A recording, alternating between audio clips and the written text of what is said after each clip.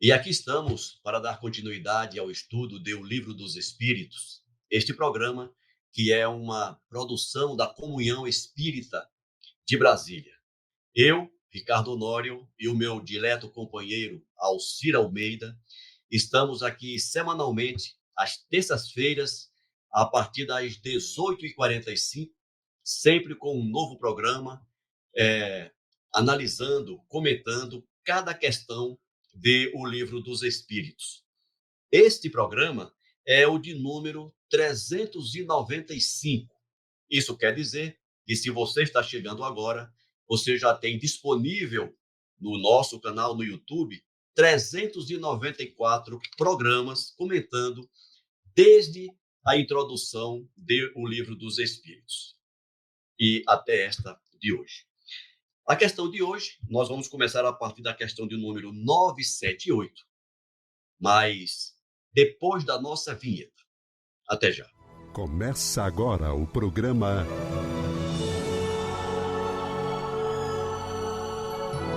O Livro dos Espíritos em Nossa Vida. Querido amigo Alcir Almeida, aqui estamos para mais um estudo do Livro dos Espíritos. Seja bem-vindo. Obrigado, Ricardo, e obrigado à companhia de cada um de vocês que nos acompanham pelas mídias sociais da Comunhão Espírita. É um motivo de muita alegria, eu me sinto muito honrado de estar aqui para a gente poder conversar sobre o Livro dos Espíritos e compreender o significado desse livro na vida de cada um de nós, o que isso significa e o que ele nos orienta a nos aperfeiçoar. Forte abraço. Ótimo. Almeida, hoje nós vamos começar a partir da questão 978. E nessa questão, o Kardec fez a seguinte pergunta: a lembrança das faltas que a alma pôde cometer quando era imperfeita não perturba sua felicidade, mesmo depois que ela está depurada? Ou seja, todos nós temos um passado que nos condena. Isso é fato. Sim. Mas um dia nós nos aproximaremos bastante da perfeição. E quando nós tivermos nesse nível de proximidade maior da perfeição, ou como, para utilizar a palavra que o Kardec usou, como espíritos mais depurados, nós ainda vamos sofrer pela lembrança dos erros cometidos? Olha, eles terão domínio, e um espírito nesse nível conhece toda a sua história, lembra de toda a sua história. Mas, a exemplo de qualquer um de nós que lembra alguma estrepulia que tenha feito na primeira infância, né? Deixou um prato cair, quebrou o prato, fez algo errado, deixou sujo uma cozinha, deixou sujo um banheiro. Isso faz parte da história, né? Empurrou um coleguinha lá na escola e o Na coleguinha fila, caiu, machucou-se. sim, arranhou o joelho, enfim. Dentro do grande quadro das coisas que realmente são importantes, o espírito feliz, primeiro, ele sabe que é uma fase que ele passou e que ele não mais se coaduna com os atos do passado. Ele sabe que não comete mais aqueles atos e, acima de tudo, a quem ele prejudicou, a exemplo de Zaqueu, ele reparou o máximo que ele foi capaz. Ele sabe que ele tenta fazer o melhor o tempo todo e que aqueles atos do passado são passados. Aquilo ali já se foi. Ele já corrigiu, ele já se regenerou, ele já reparou, ele já passou por todo o processo de expiação, de prova, de comprovação de que aquilo não faz mais parte do ser dele. Então, ele tem conhecimento, mas não tem mais essa carga de culpa com relação a esses atos. É interessante, né, Almeida? Você falando, e eu aqui pensando também, eu estou lembrando da questão que nós estudamos no programa anterior, da semana passada, quando nós trabalhamos essa questão do sofrimento do espírito diante daquele que magoou, que ofendeu, né? Então, Porque ele essa sabe. questão agora, na sequência, traz exatamente isso. Se eu te magoei e eu me corrigi diante de você, se eu ressarci o prejuízo que eu te causei, a minha consciência está limpa. Eu posso ficar diante de você agora pleno, sem nenhum sentimento de culpa, porque eu sei que errei contigo no momento em que eu não era capaz de fazer melhor, corrigi, provavelmente já recebi o seu perdão e é vida que segue. Então, essa questão que o Kardec nos traz, eu vejo ela de extrema utilidade, não só sob a ótica espiritual, para depois do desencarne, mas para as questões atuais. As questões psicoterapêuticas mesmo da vida na Exatamente. carne. Você entendeu perfeitamente onde eu quero chegar. Quantas pessoas abarrotam as casas espíritas em busca de tratamento, abarrotam os consultórios psicoterapêuticos em função da manutenção de uma culpa que talvez não precise mais existir. Você já passou aquele ponto, você já fez o que tinha que fazer, você já ressarciu aquele que na tua cabeça você ofendeu, gerou um prejuízo. Feito isso, é vida que segue. A questão, conforme nós comentamos bastante na semana passada, deve estar aqui. Por isso que eu gosto de uma temática que a Joana de Ângeles traz em suas obras, pela psicografia do Divaldo Franco, que é a questão do auto-perdão. Fala-se muito em perdoar o outro, mas muitas vezes a gente esquece de se perdoar, né, Almeida? E se a gente não se perdoar, a vida não segue. A gente fica preso, fica atravancado naquilo. E aí, haja a psicoterapia para nos ajudar. Verdade. Podemos ir para a resposta, então? Vamos lá. Então, vamos lá. Vou repetir a pergunta. A lembrança das faltas que a alma pôde cometer quando era imperfeita não perturba sua felicidade, mesmo depois que ela está depurada?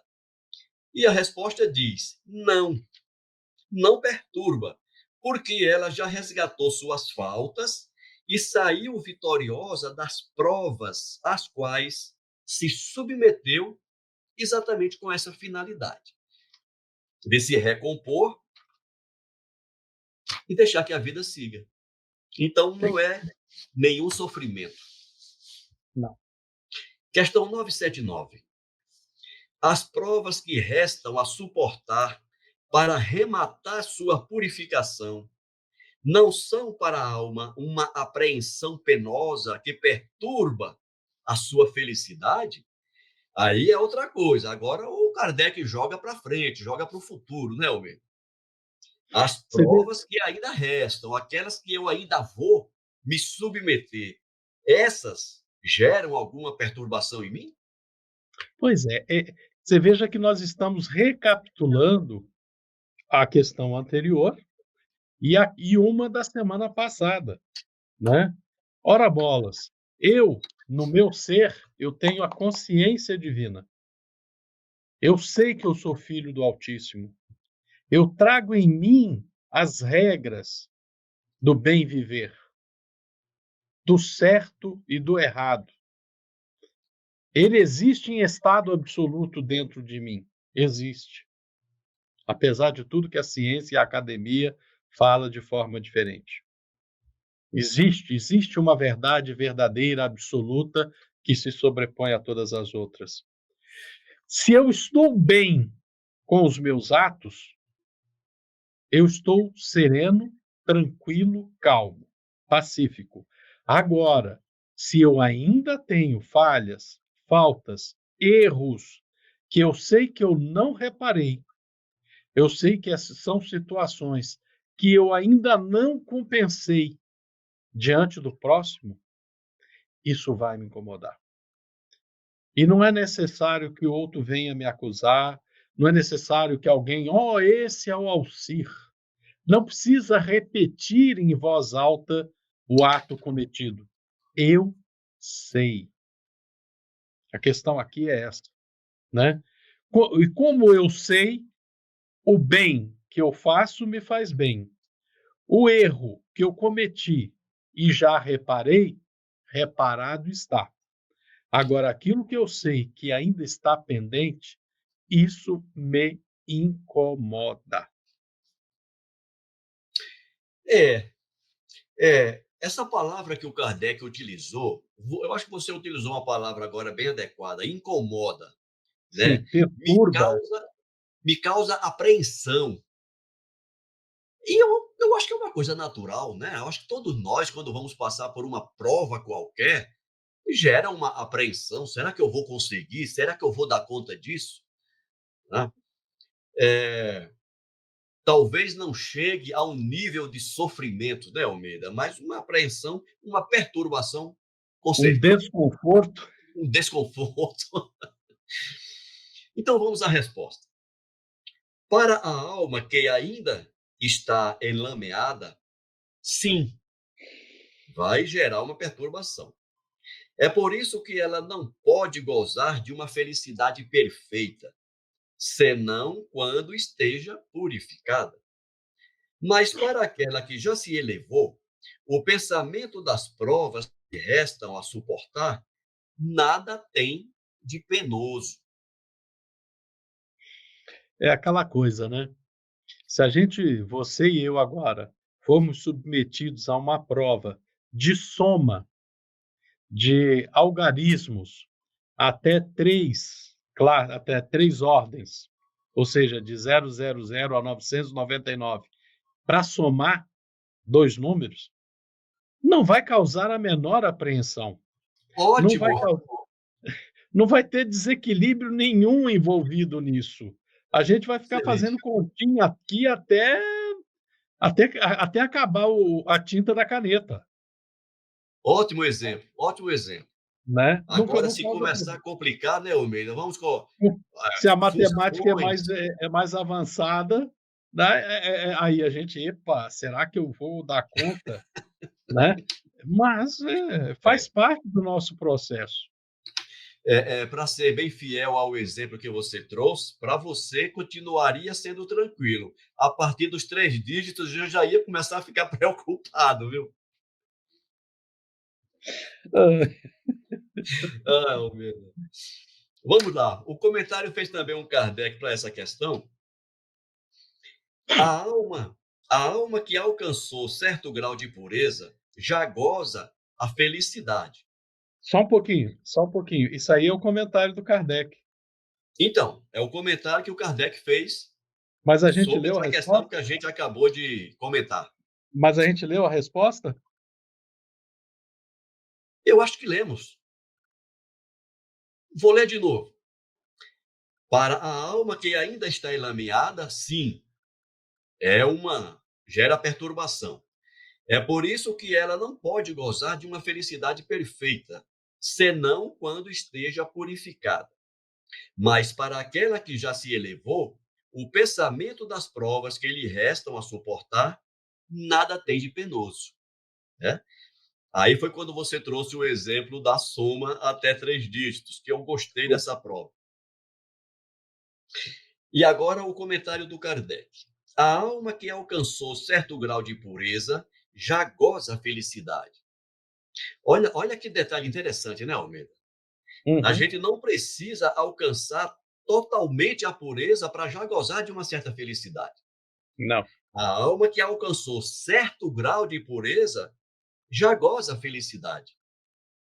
Um sentimento de doce satisfação a penetra e ela é feliz por tudo aquilo que vê, por tudo que a cerca. O véu se levanta para ela sobre os mistérios e as maravilhas da criação, e as perfeições divinas lhe aparecem em todo o seu esplendor. Com certeza. Ótimo. Vamos agora para a questão 980.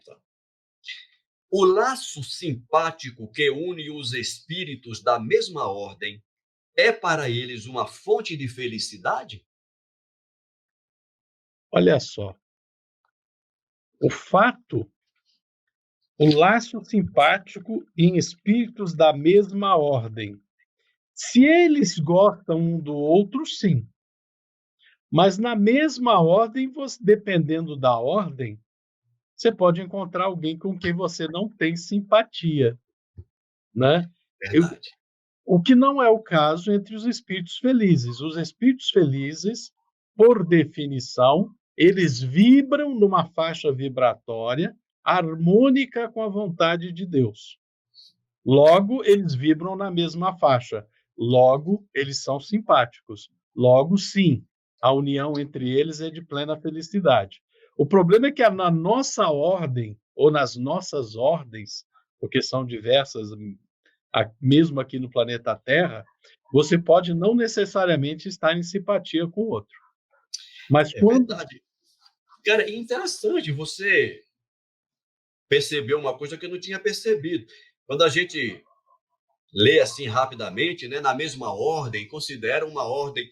Não, mas tem as ordens inferiores onde nós estamos Sim, ainda. sim, É verdade, Almeida. né? Então Ou vamos à seja, resposta.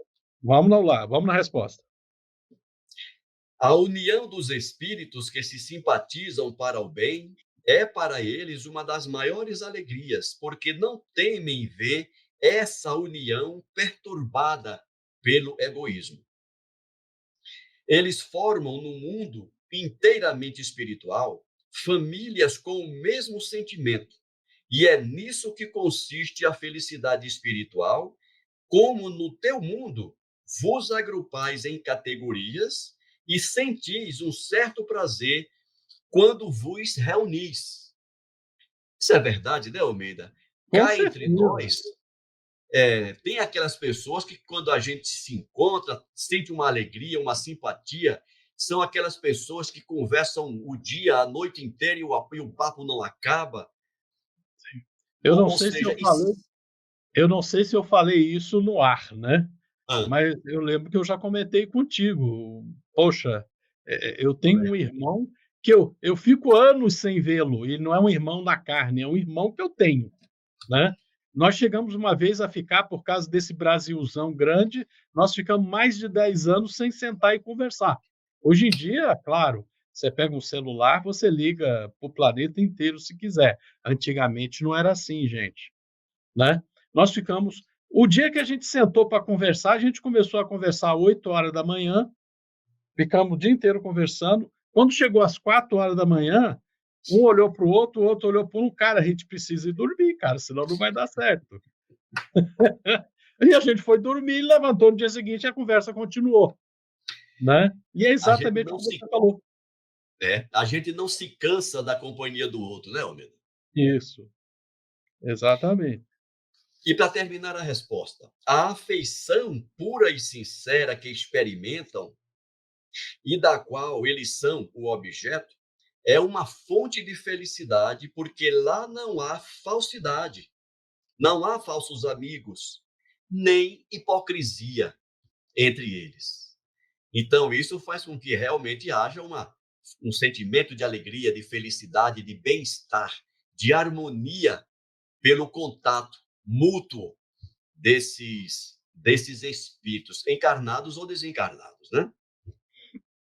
Pior que esse texto aí, a tua explicação, me força a lembrar daquela música do Meu pai, como é que é o nome do gaúcho? Felicidade foi-se embora, e a saudade no meu peito ainda mora. O pensamento parecia uma coisa à toa, mas como é que a gente voa quando começa a pensar, né?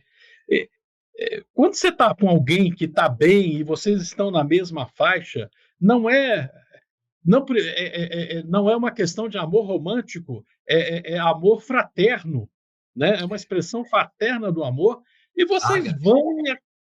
Perdão? ágape. Ágape, isso. Você vai e você está bem com a pessoa, né? Parecia uma coisa à toa, mas como é que você voa? A conversa vai, o pensamento te carrega, o diálogo flui, né? É, Imagina no momento em que a gente for capaz de estar assim para com o Criador. Você está é. trabalhando, você está fazendo as coisas, não sei o quê, mas você está em harmonia com teu pai. E seja em qual ponto da criação, em qual ponto do universo a gente esteja, a gente vai estar em harmonia com o Altíssimo. E a gente vai chegar lá. Esse é o nosso destino. Esse é o nosso norte. É. E o Kardec fez também um comentário sobre essa questão, né, Almeida? E o Kardec disse assim: o homem sente as premissas dessa felicidade sobre a terra quando encontra almas com as quais pode se confundir numa união pura e santa. Em uma vida mais depurada, essa alegria será inefável e sem limites, porque não reencontrará senão almas simpáticas que o egoísmo não arrefece, porque tudo é amor na natureza. É o egoísmo que mata.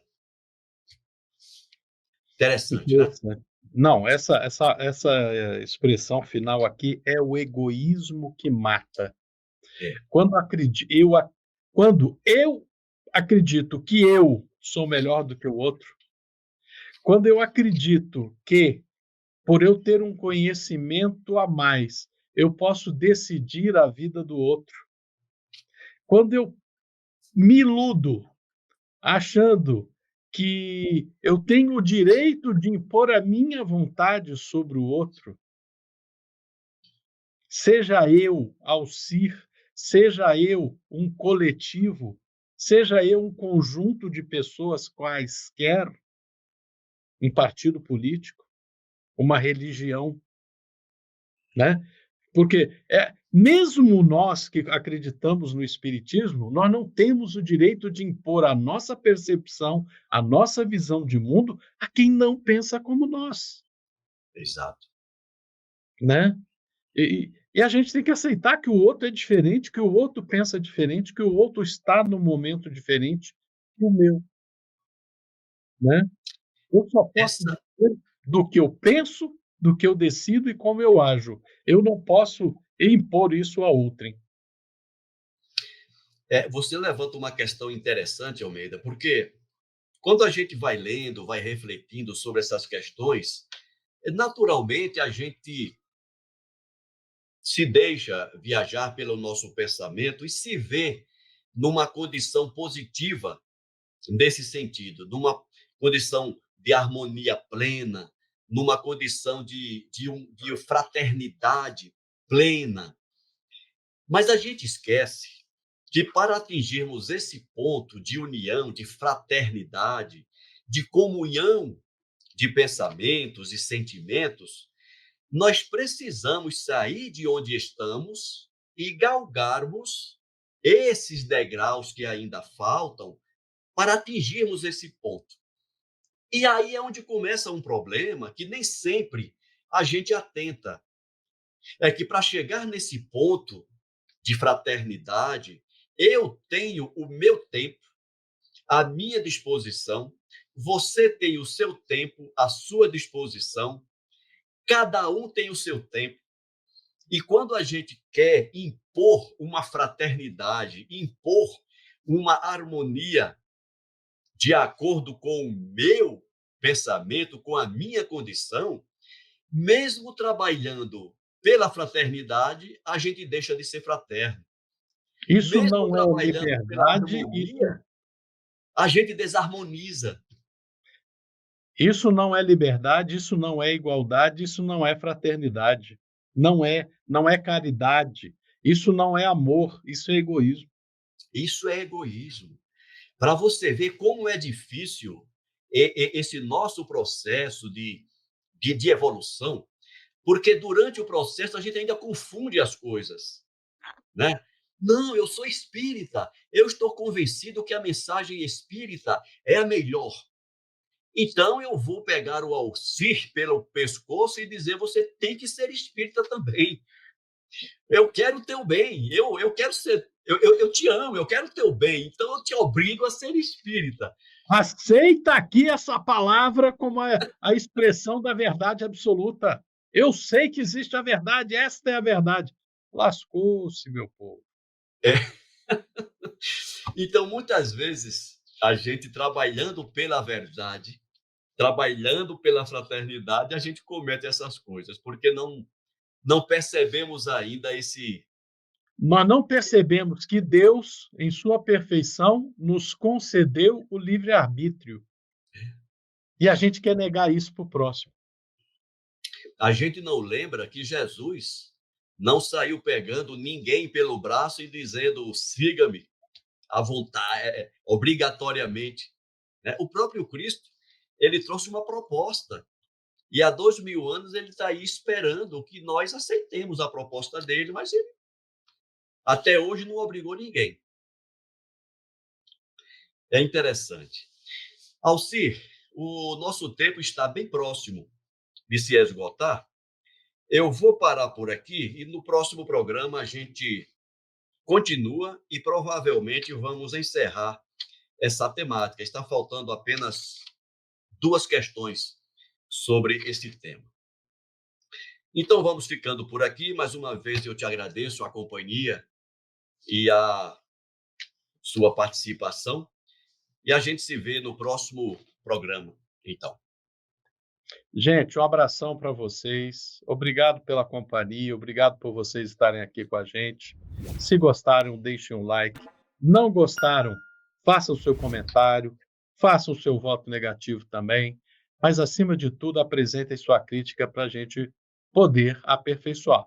Não adianta o Honório e eu ficarmos aqui conversando sozinhos. O importante é a gente cada vez mais divulgar, compreender e realmente tornar a doutrina que está por trás do livro, a doutrina do nosso ser. Forte abraço. Forte abraço a todos. A gente se vê no próximo programa. Até lá.